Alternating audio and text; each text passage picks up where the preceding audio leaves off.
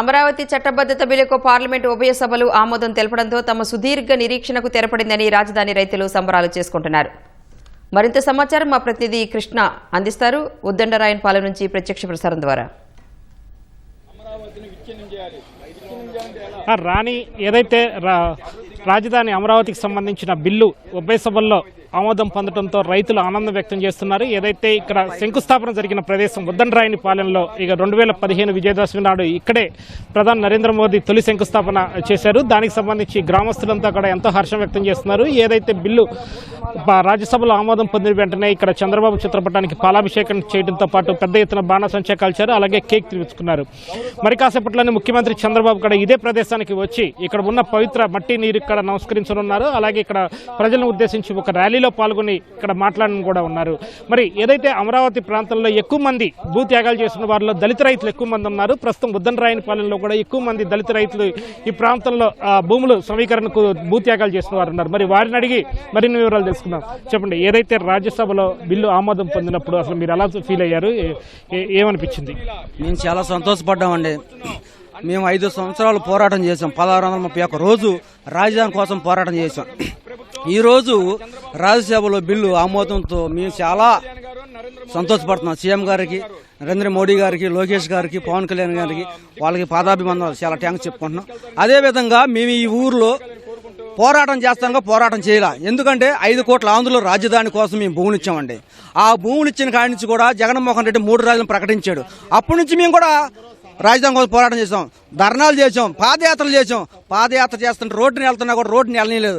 మందు బాటలు ఇసిరేసారు, వాటర్ బాటలు ఇసిరేసారు, అయినా తట్టుకున్నాం. వర్షంలో వాన పడుతున్నా కూడా భోజనాలు తినడానికి మేము ఒక టెంట్లు వేసుకుంటే ఆ టెంట్లు కూడా పీకేశారు సార్. అయినా సరే మేము రాజధాని కోసం పోరాటం చేసాం. అక్కడ రోడ్డు మీద కూర్చొని భోజనాలు చేసాం. అయినా సరే మేము చింతపల్ల. అదేవిధంగా చంద్రబాబు నాయుడు గారు మాతో ఎన్నంటూ తోడుగా నిలబడి ధైర్యంగా ఉండండి, మీరు నేను ఉన్నాను, మన ప్రభుత్వం వచ్చిందన్నా కూడా మేము పోరాటం చేసి ఈరోజు రాజ్యసభలో బిల్లు పెట్టంగానే ఎక్కలేని సంతోషం, ఎంతో ఆనందంగా ఉన్నాయి. మేము మా పిల్లల భవిష్యత్తు బాగుండిద్ది, 5 కోట్ల ఆంధ్రుల భవిష్యత్తు బాగుండిద్ది అనే విధంగా మేము పోరాటం చేసాం. అయినా సరే జగన్మోహన్ రెడ్డి విగతాలుగా మాట్లాడు. ఒక మంత్రి శ్మశానం అన్నాడు, ఇంకో మంత్రి ఎడారి అన్నాడు, ఇంకో మంత్రి ముప్పు ప్రాంతం అన్నాడు. జగన్మోహన్ రెడ్డి అయితే రాజధాని పనికిరాదు అన్నాడు. అయినా సరే మేము పోరాటం చేసాం. ఈ రోజు మేము గెలిచామండి, రైతుగా గెలిచాం. మా పిల్లల భవిష్యత్తు బాగుంది, చాలా సంతోషంగా ఉంది. చంద్రబాబు నాయుడు గారికి నిలువెత్తన ఆయన మేము పాదాభివందనాలు తెలియజేసుకుంటున్నాం. ఎందుకంటే ఆయన విజనరీ లీడరు, అభివృద్ధి కోరుకునే లీడరు. ఆయన లోకేష్ బాబు గారు కానీ ఎవరైనా కానీ ఈ రాష్ట్రంలో కంపెనీలు తేవాలన్నా చంద్రబాబు నాయుడు గారు సాధ్యం, మరి పెట్టుబడులు తేవాలన్నా లోకేష్ గారు సాధ్యం. ఏదైనా సరే కూటమి ప్రభుత్వం తలుచుకుంది. వాళ్ళు తలుచుకుంటే మన రాష్ట్ర రాజధాని ఢిల్లీని తలగదన్ని రాజధానిగా తీర్చిదిద్దుతారు చంద్రబాబు నాయుడు గారు మేము చెప్పుకుంటున్నాం. అదే నమ్మకం కోసం మేము ఉన్నాం. అదేవిధంగా మేము ఈ ప్రాంతంలో ఉండి మా అసైన్ జగన్మోహన్ రెడ్డికి ఒకటే మాట చెప్పాడండి. ఆయన ఏం చెప్పాడు? అసైన్ రైతులకి 1450 గజాలు చెప్తాడు. 1450 గజాలు కాదు, అసైన్ రైతులు మోసం చేశాడు. జగన్మోహన్ రెడ్డి అనే వ్యక్తి మోసం చేసి ఇప్పుడు కూడా నేనున్నాను అన్నాడు. ఏం లేదండి, అతను ఈ రాజధాని కాదండి, ఎక్కడ కూడా ఆయన ఉండటానికి లేదు. మా లెక్క ఎక్కడ ఉండటానికి లేదు. ఆయన ఎక్కడుంటే అక్కడ రాష్ట్రం అదో విధంగా అయిపోద్ది. అదేవిధంగా మేము అంటున్నాం, మళ్ళీ సీఎం గారు మళ్ళీ 2029లో మళ్ళీ చంద్రబాబు నాయుడు గారిని ముఖ్యమంత్రి చేసుకుంటామని మేము ఒక హామీ ఇస్తున్నాం. శిరీష, మీరు చెప్పండి, ఏదైతే గత 5 ఏళ్లలో మహిళలు కీలక పాత్ర పోషించారు ఈ అమరావతి ఉద్యమాన్ని నడిపించడంలో. అలాగే పాదయాత్ర చేసినప్పుడు కూడా అటు న్యాయస్థానం నుంచి దేవస్థానం పాదయాత్ర కానీ లేకపోతే అరసవల్లి పాదయాత్ర కానీ అడుగడుగున అడ్డంకులు సృష్టించారు. దాంట్లో అసలు ఎలా తట్టుకున్నారు? ఎన్ని అవమానాలు భరించారు? ఏంటి? నిజానికి అవన్నీ ఒక చీకటి రోజులండి. ఈ రోజు ఆ చీకటి నుండి వెలుగులోకి నడిచినటువంటి రోజండి ఇది. ఆ చీకటి రోజులన్నిటికీ కూడాను శాశ్వత విముక్తి ఈ రోజు చేసినటువంటి చట్టబద్ధత. ఇకపోతే మమ్మల్ని ఆ చీకటి రోజుల్లో నుండి మాకు ఒక ధైర్యం, మా మనోధైర్యం మా వెన్నంటి నడిచింది చంద్రబాబు నాయుడు గారు, పవన్ కళ్యాణ్ గారు, లోకేష్ అన్న, అలాగే బీజేపీ గవర్నమెంట్ వాళ్ళు కూడాను ఉన్నారు. ఎన్నో బాధలు, ఎన్నో కష్టాలు ఇక్కడున్న వాళ్ళు కూడా ఇదే అమరావతి ద్వారా లబ్ధి పొంది ఇదే అమరావతి ప్రాంతానికి ప్రాతినిధ్యం వహించినటువంటి ఎంపీ స్థానంలో ఉన్న వ్యక్తి కూడా అమరావతికి అడుగడుగున నాశనం చేసి అమరావతి పట్ల కాలకేయుడిగా వ్యవహరించారు. అలాంటి ప్రాంతీయ విభేదాలు సృష్టించేటువంటి వారికి, అభివృద్ధిని ఆటంకం పరిచేటువంటి వాళ్ళకి ప్రజలు తప్పకుండా బుద్ధి చెప్పారు. ఈ రోజు వచ్చిన ఈ తీర్పు చెప్పుతో కొట్టినటువంటి తీర్పు కాబట్టి ఇది ఈ రోజు వచ్చినటువంటిది. ఇకపోతే జగన్మోహన్ రెడ్డి లాంటి కాలకేయులకు మళ్లీ ఎలాంటి అవకాశం కూడా అమరావతి జోలికి రావాలన్నా కానీ భయపడే విధంగా చట్టబద్ధత కల్పిస్తున్నారు. దానికి నేను అమరావతి మహిళగా రైతుగా ధన్యవాదాలు తెలియజేస్తున్నాను. అలాగే చంద్రబాబు నాయుడు గారి పేరు కూడా సువర్ణాక్షరాలతో లిఖించేటువంటి రోజు. అలాగే అమరావతి పేరు చరిత్ర పటంలో లోకేష్ అన్న గారు చెప్పారు, చరిత్ర పటంలో కూడా అంతర్జాతీయ స్థాయిలో కూడా అమరావతిని నిలుపుతాం, అద్భుతమైన నగరంగా తీర్చిదిద్ది అంతర్జాతీయ స్థాయిలో నిలుపుతామని చెప్పి లోకేష్ అన్న మాట్లాడారు. అది ఒక నాయకుడికి ఉండాల్సినటువంటి లక్ష్యం. ఒక ప్రాంతాన్ని అభివృద్ధి చేయటం, రాష్ట్రాన్ని అభివృద్ధి చేయటం, రాష్ట్ర ప్రయోజనాలను కాపాడటం, రాష్ట్ర ప్రజల ప్రయోజనాలు కాపాడటం ఒక నాయకుడికి ఉండాల్సిన లక్ష్యం. కానీ జగన్మోహన్ రెడ్డి దానికి పూర్తి విరుద్ధంగా అడుగడుగున ప్రాంతీయ విభేదాలు సృష్టిస్తూ ప్రాంతాల మధ్య చిచ్చు పెడుతూ ఈ రోజు నిన్న గనక చూసుకుంటే మతి భ్రమించిన వాడిలా, మానసిక వైకల్యం చెందిన వాడిలా మావి గన్ అంట. అంటే ఏంటి? గతంలో 3 ప్రాంతాల మధ్య చిచ్చు పెట్టాలనుకున్నారు, ఇప్పుడు 3 జిల్లాల మధ్య చిచ్చు పెట్టాలనుకుంటున్నారు. నేను ఒక్కటే అడుగుతాను జగన్మోహన్ రెడ్డి, నీకు నిజంగా మైండ్ ఉంటే రాజధాని అంటే ఏమన్నా హైవేల పక్కన పెట్టమని అడుగుతున్నావు? ఏమైనా డాబా హోటల్ అనుకున్నావా, పెట్రోల్ బంకులు అనుకున్నావా, లేకపోతే అప్పుడప్పుడు దారి పొడుగున ఆపుతూ ఉంటారు కాంప్లెక్స్, అలాంటి కాంప్లెక్స్ అనుకున్నావా? నీకు ఎంత చిన్న చూపు ఆంధ్ర రాష్ట్ర రాజధాని అంటే. దీన్ని బట్టే అర్థమవుతుంది నీ వైఖరి ఏంటనేది నిన్న నువ్వు తెలియజేసావు. ఇప్పటికైనా ఎవరో కాస్తో కూస్తో మంది ఎవరైనా జగన్మోహన్ రెడ్డి మాయ మాటలకు ప్రలోభ పడే వాళ్ళు ఎవరైనా ఉంటే నేను ఒక్కటే విజ్ఞప్తి చేస్తున్నాను, రాష్ట్ర రాజధాని సగర్వంగా తలెత్తుకొని చెప్పుకునే రాష్ట్ర రాజధాని హైవే పక్కన పెట్టమంటున్నాడు. అంటే డాబా హోటళ్లు, పెట్రోల్ బంకులు, రెస్టారెంట్లు ఇలా. అంటే ఆయన ఈయన మాత్రం ప్యాలెస్ లో ఉండాలి, రాష్ట్ర రాజధాని మాత్రం ఒక అద్భుతమైన నగరంగా ఉండకూడదు. ఇలాంటి కుంచిత మనస్తత్వం కలిగినటువంటి వాళ్ళని ఇంతకుముందు చెప్పాము, అడ్మినిస్ట్రేషన్ కి అనర్హుడు అని, అడ్మినిస్ట్రేషన్ తెలియని అజ్ఞాని అని.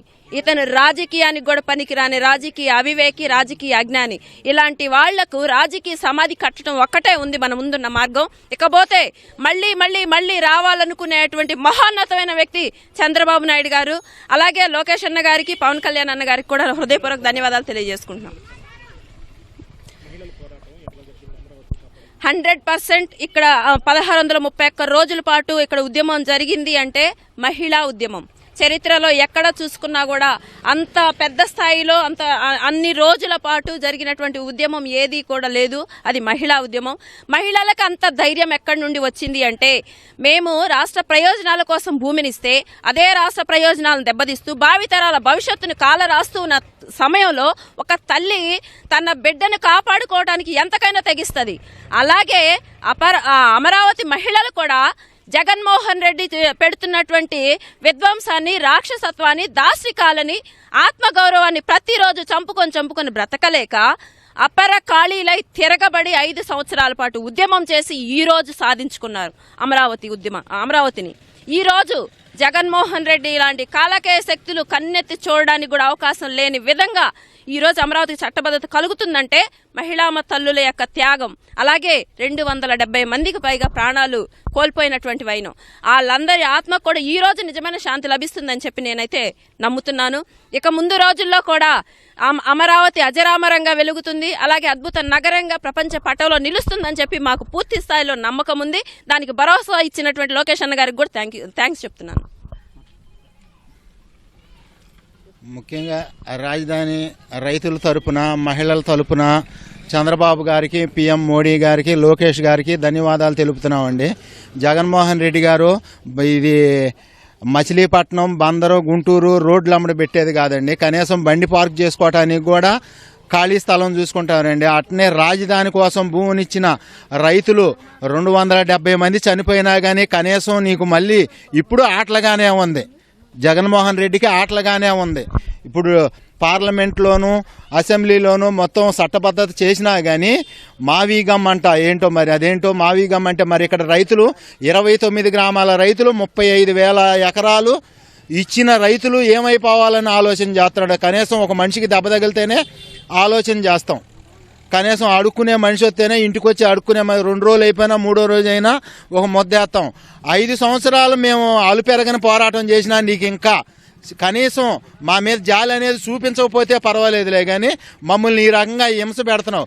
చంద్రబాబు గారిని ఏంది, లోకేష్ గారిని ఏంది, పీఎం గారిని ఏంది, అందరినీ అందరినీ నువ్వు షోప్ పెడుతున్నావు, రాజధాని రైతులను కూడా షోప్ పెడుతున్నావు. 3 రాజధానులు అన్నావు. రాష్ట్ర ప్రజల మొత్తం ఒకే రాజధానికి మద్దతుగా 164 సీట్లు ఇచ్చారు చంద్రబాబు నాయుడు గారికి. నీకేమి ఇచ్చారండి? 11 సీట్లే కదా ఇచ్చింది. ఆ మాత్రం కూడా తెలియట్లా.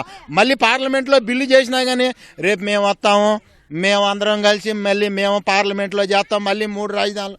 అసలు నిన్ను అమ్మి కనీసం ఒక అరగజం భూమి ఇచ్చే మనిషే లేడు. చంద్రబాబు నాయుడు గారి పిలుపుతో 35,000 ఎకరాలు ఇచ్చిన రైతులకి ఈరోజు మంచి విముక్తి కలిగింది. రైతు హాయిగా ప్రాణానికి ప్రశాంతంగా బజారు మీద తిరిగినా ఎక్కడ తిరిగినా హాయిగా.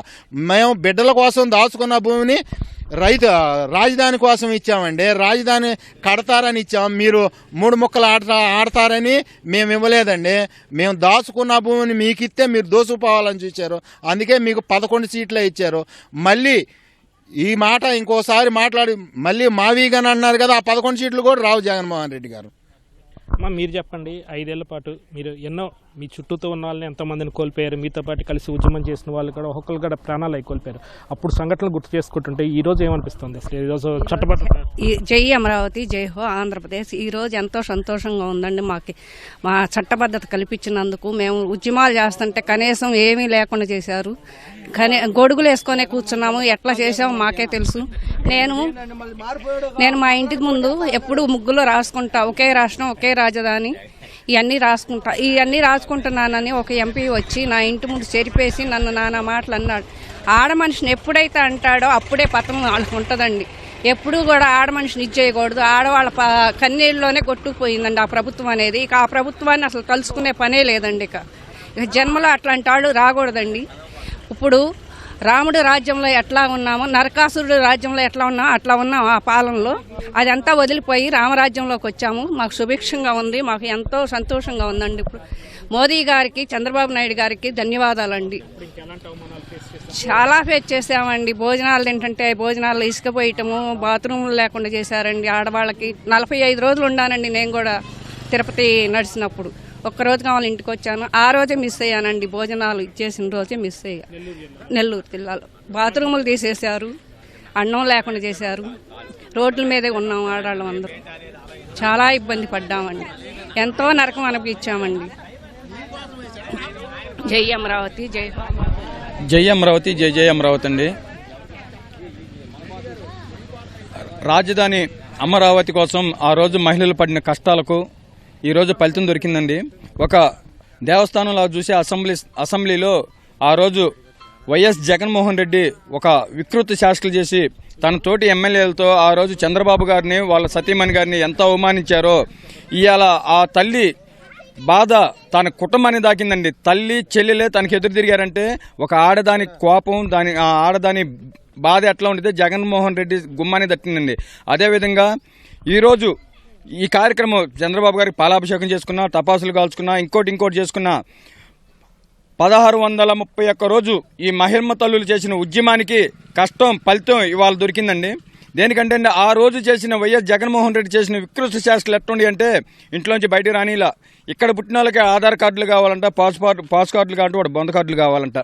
వాడు ఆడాడో ఉండా కూడా చెట్లు ఉండకూడదంటే హెలికాప్టర్లో పోవాలి. ఇంటి ఇల్లుకి వెళ్ళినా హెలికాప్టర్కి వెళ్ళాల్సమంటాడు జగన్మోహన్ రెడ్డి. అసెంబ్లీకి వచ్చినా పరదాలు కట్టుకుంటాడు.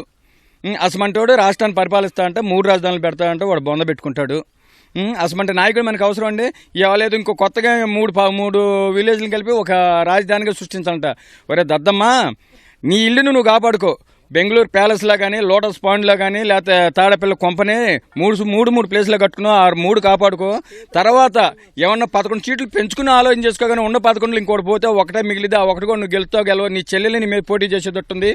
ఈరోజు అమరావతి ఉద్యమానికి ఈ చట్టసభల్లో బిల్లు పాస్ అవడానికి ఈ మహిళమ్మ తల్లుల కష్టాలు కాబట్టి ఇది వాళ్ళకే, మహిళమ్మ తల్లులకే అంకితం చేయాలని మేము కోరుకుంటున్నామండి మనస్ఫూర్తిగా.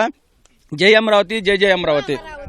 ఇది రాని ఇక్కడ తాజా పరిస్థితి. మరి కాసేపట్లోనే ముఖ్యమంత్రి చంద్రబాబు ఈ ఉద్దండరాయని ప్రదేశానికి రానున్నారు. ఆయనతో పాటు నేతలు, కార్యకర్తలు, అలాగే రాజధాని ప్రజలు కూడా పెద్ద ఎత్తున తరలివచ్చి ఈ రాజధాని బిల్లుకి సంఘీభావంగా ర్యాలీ చేపడుతున్నారు. ఉద్దండరాయని పాలన నుంచి కెమెరా పర్సన్ నరేష్తో VSN Krishna, ETV news, Amaravati. Over to studio.